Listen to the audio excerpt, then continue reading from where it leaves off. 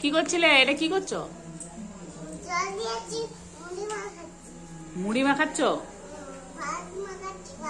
ও ভাত মাখাচ্ছ। রান্না কিসে করেছিলে? খাবো তো। কড়াই রান্না করেছিলে?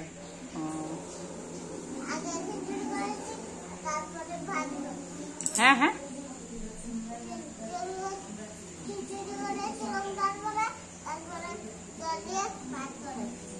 ও তাই। ও আগে খিচুড়ি, তারপরে আবার জল দিয়ে ভাত।